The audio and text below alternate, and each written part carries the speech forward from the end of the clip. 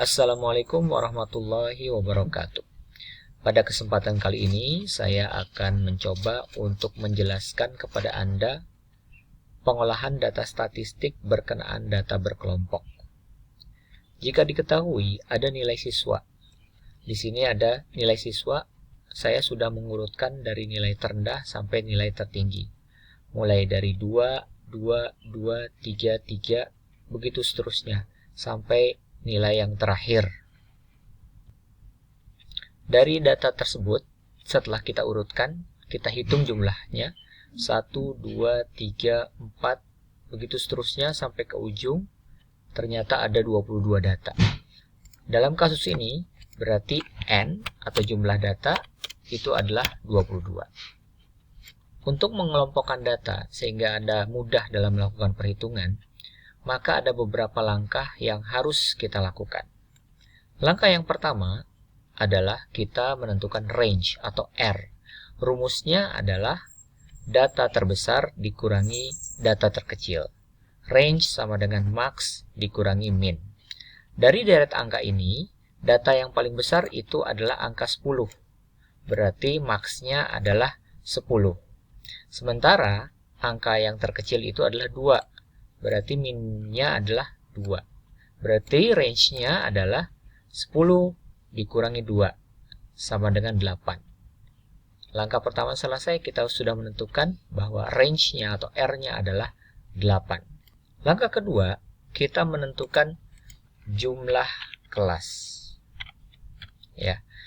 Rumusnya itu adalah 1 plus 3,3 log N. Ini rumusnya. Kita tinggal masukkan angkanya, berarti 1 plus 3,3 log N. Jumlah data dari sini sampai ke sini itu adalah 22 data. Sehingga kita dapat menentukan 1 plus 3,3 log 22. Itu sama dengan 1 plus 4,42. Jadi jumlah kelasnya adalah 5,42 kelas. Kita bulatkan ke atas, sehingga kelasnya adalah 5 kelas.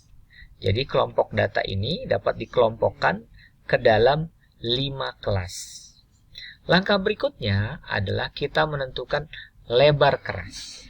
Lebar kelas itu formulasinya adalah R dibagi dengan K. Kita sudah tahu R-nya itu adalah range.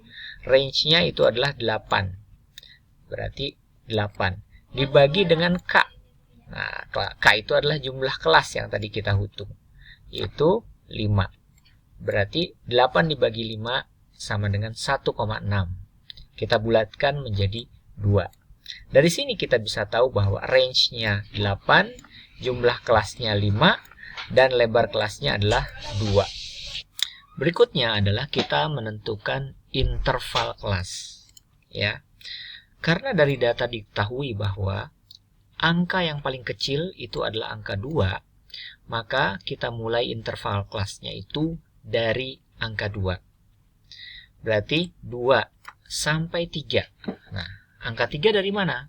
Kita tahu bahwa lebar kelasnya adalah 2.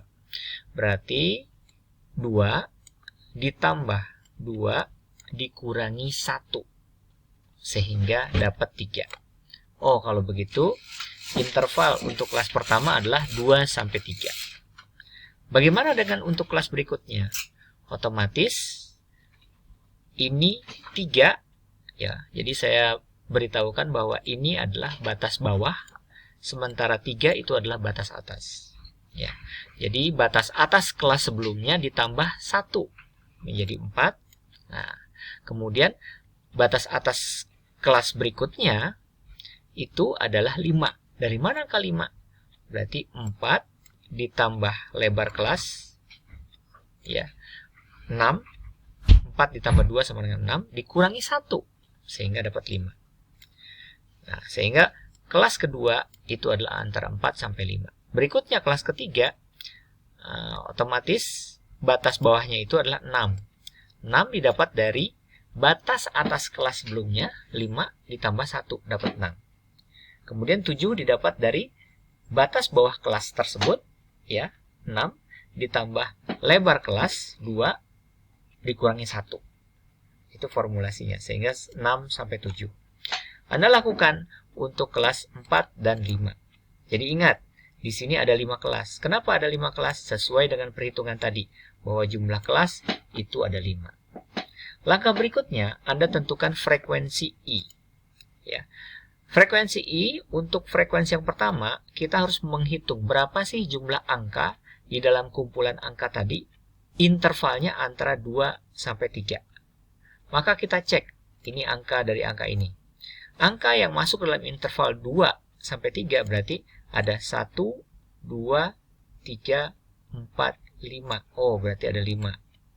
Kemudian angka 4 sampai 5. Oh, 4 sampai 5. Berarti 1, 2, 3, 4. Oh, ada 4 angka. Ya. Nah, berapakah jumlah angka yang intervalnya antara 6 sampai 7? 6 sampai 7 berarti 1, 2, 3, 4, 5. Ada 5. Dan begitu seterusnya sampai kelas kelima. Sangat mudah. Apabila saya mencoba menggunakan pengolahan data dengan menggunakan Excel, maka kita bisa tentukan. Ya, ini intervalnya, kemudian ini frekuensinya. Kemudian kita bisa menghitung frekuensi kumulatif. Frekuensi kumulatif itu untuk kelas yang pertama ini disamakan dengan frekuensinya. Kemudian untuk kelas yang kedua itu adalah frekuensi dari kelas tersebut ditambah dengan frekuensi kumulatif kelas sebelumnya.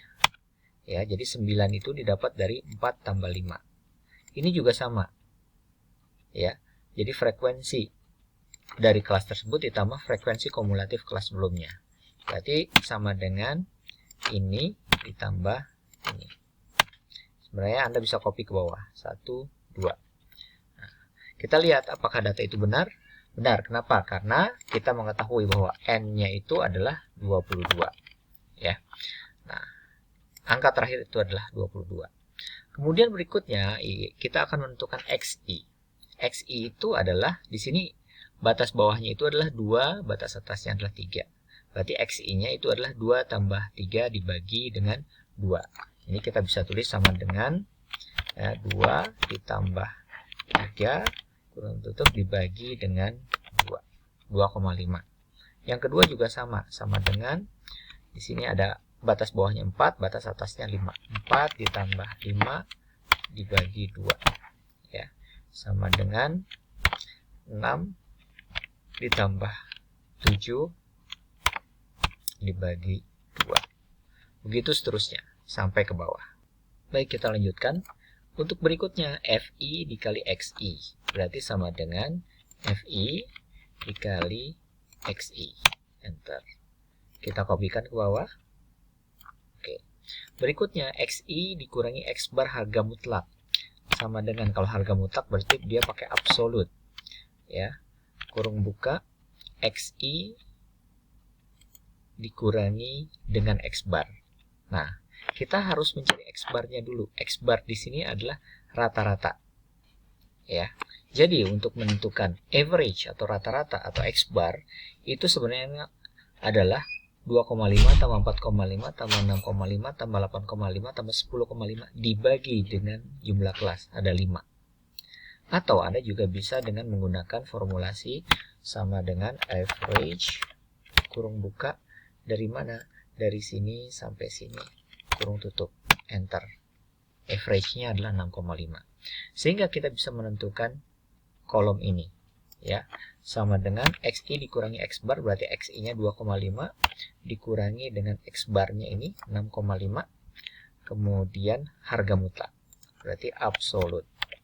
Ya, kurung buka, kurung tutup. Enter. 4. Sebenarnya Anda bisa kopikan ke bawah, tetapi ingat sebelum kopikan ke bawah, ini harus pakai dolar dulu, I13, supaya pada saat di copy tidak bergeser ke bawah. I13. Maaf, ini saya geser ke atas. Ya, jadi seperti ini. Oke, enter. Maka kalau kita kopikan, tidak tergeser ke bawah. Kita lanjutkan kolom berikutnya, XI dikurangi X bar dipangkatkan 2. Itu sama dengan XI X barnya sudah ada ini.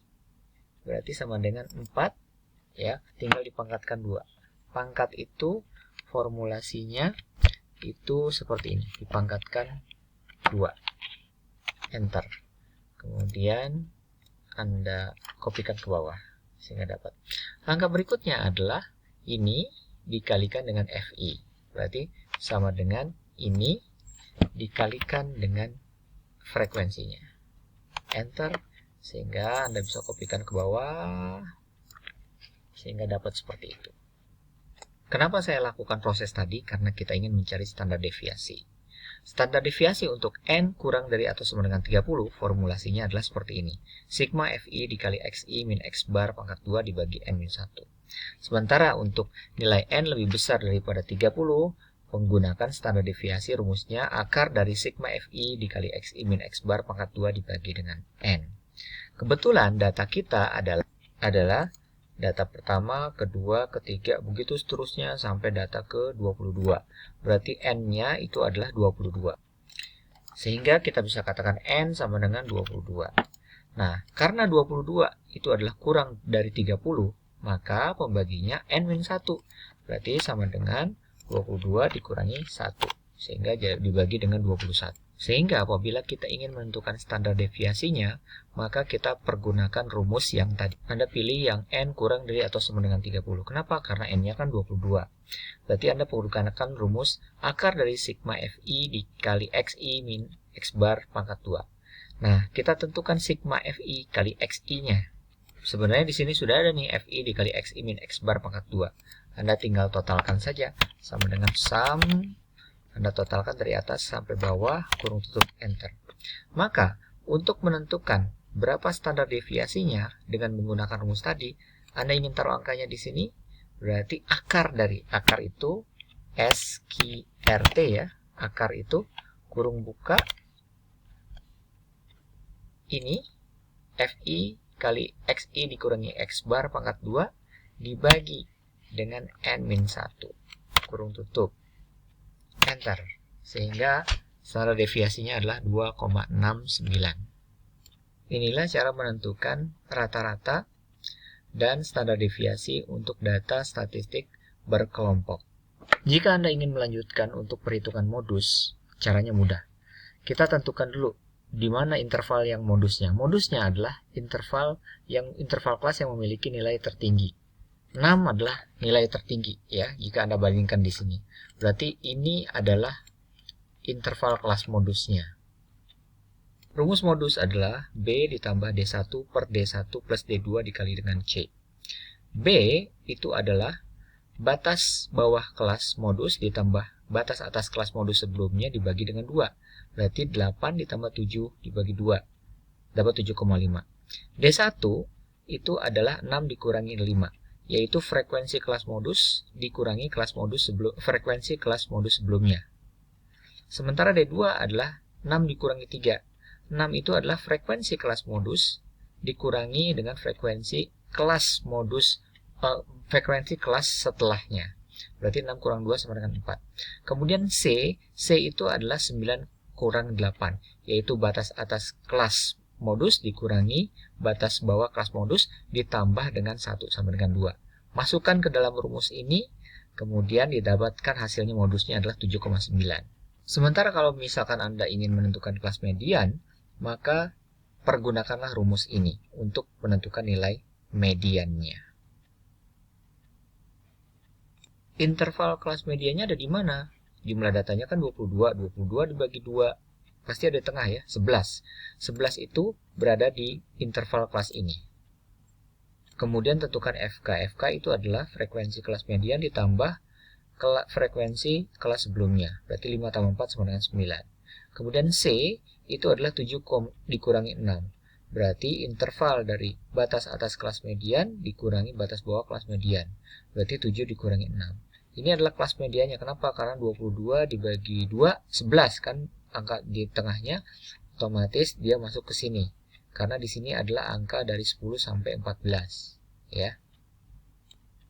Kemudian silahkan masukkan ke dalam formulasi ini. B plus setengah N dikurangi sigma FK dibagi dengan FM. Nah, FM-nya itu frekuensi kelas median, yaitu 5. Ya.